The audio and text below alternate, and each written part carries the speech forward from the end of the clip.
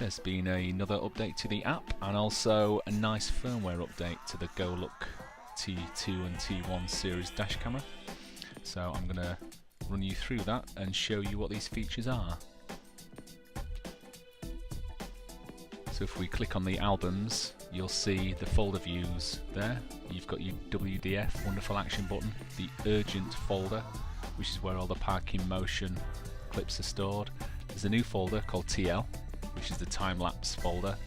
And then lastly, you've got the standard loop folder, which stores all of your driving recording. So as long as you're driving, the camera's constantly recording. As we scroll up and down, you can see that the thumbnail view is a lot quicker as well. And one of the issues when you were scrolling down the bottom, if you was to go in and view a video, was when you came out from viewing that video, it would then lose your place in the folder list. So they've fixed that, which is a really nice update as well. I'm just showing you the download speed at the moment. So we're downloading a clip there, and you can see how quick it actually downloads locally to the phone via Wi-Fi. If we then have a look in the local folder, you can see this is the clip that we've just downloaded, and you can quickly scrub forwards and backwards. A good tip is to download from the local folder into your phone. So I'm using an iPhone, and this will go into the Photos app. And if we rotate sideways, this is when you can quickly scrub forwards and backwards. And if you pause it and then you can zoom in,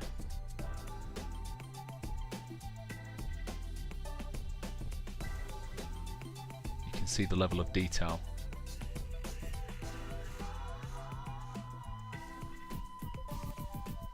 So capturing all of the car registrations.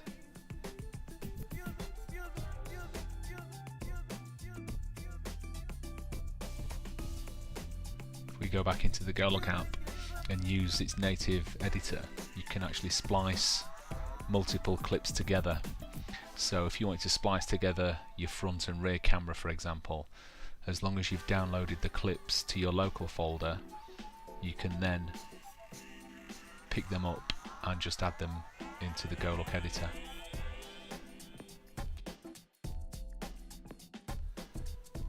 You can also add some background music if you wish.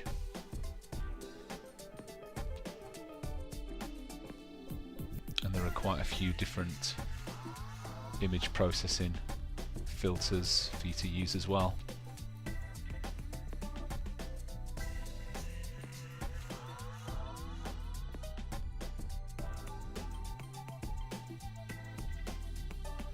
One of the strong features of the Goluk camera system is the speed of the Wi-Fi and how quickly it is to actually download from the camera itself straight onto your phone. So if you were to be involved in an incident, or you needed to get hold of the footage relatively quickly, it's as simple as just connecting to the camera's Wi-Fi and then just scrolling through the thumbnails to find which clip it is that you need. Now this is the time-lapse feature. I think this is a really good feature that's been added. And what this actually does is, in conjunction with the parking mode feature, whereby if anyone or anything were to go past your car, it would trigger the motion sensor. This is basically a change in the image on screen. As we just quickly sift through this time-lapse footage, you can see it actually stores it as a 1-minute video file, but it constantly records 30 minutes worth of video. This is very useful, whereby if the motion sensor hasn't picked up someone walking past your car or physically knocking your car, then you can actually look through the time lapse as it records constantly whilst your car is parked up.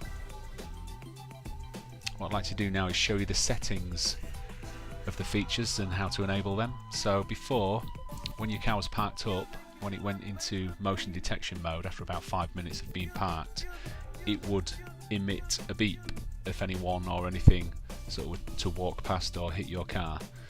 This beep can now be turned off just by disabling the emergency video prompt. And then there's also a sensitivity setting in the G sensor, whereas there was just 3 before. You've now got 5 different settings there. And then the last one is the time lapse feature, so you can turn that on or off just here.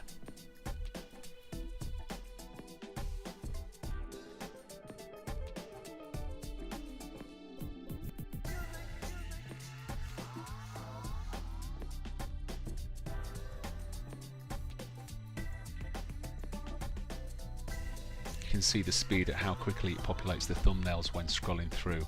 This is streaming straight from the memory card in the camera. What I want to do is pick a clip whereby the motion detection was triggered. In fact, this will be a good one with the blue people carrier going by. So if you can see that this was triggered dead center of this clip, like that. So as soon as the motion triggers a change, then it will record 8 seconds before it was triggered and 8 seconds after. So what I want to do now is go into that time lapse function and just show that both the motion detection works at the same time as the time lapse function. So if we scroll down and find that clip, as you can see, this is the time lapse function where it's constantly recording.